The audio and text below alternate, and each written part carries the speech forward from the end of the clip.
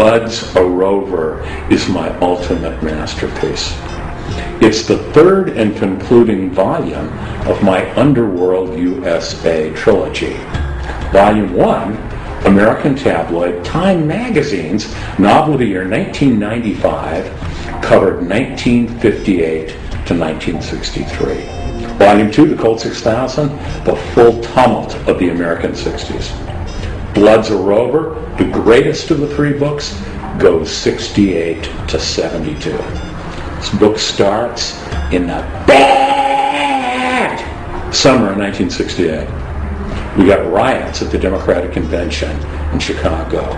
You got race riots at the GOP convention in Miami. You got fallout from the assassination conspiracies that led to the deaths of Bobby Kennedy and Martin Luther King. You got an armored car heist. You got three right-wing toadies in love with the Red Goddess Joan. This iconic woman explicates 4 years of American history. Who was the Red Goddess Joan in my personal life?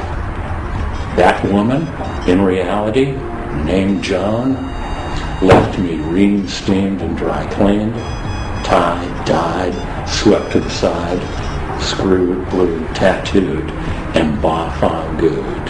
And I have dedicated this book to her. You may be curious about the title of this novel. Blood's a Rover is in Rover the dog. Dig it. It's arcane, isn't it? It's powerful. You don't quite know what it means.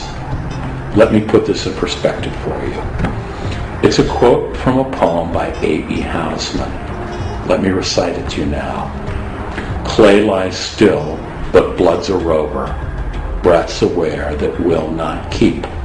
Up, lad, when the journey's over, there'll be time enough to sleep. Lonely, haunted, driven men, their moral and spiritual exhaustion, their endless quest for the woman, their hellish transit with history. You have some wonderful real-life historical characters in Blood's a Rover. You have gay Edgar Hoover, Howard Hughes, known as Dracula, because he used to drink human blood. And you've got an entirely reconstructed, hilarious, bombed-out, tricky Dick Nixon.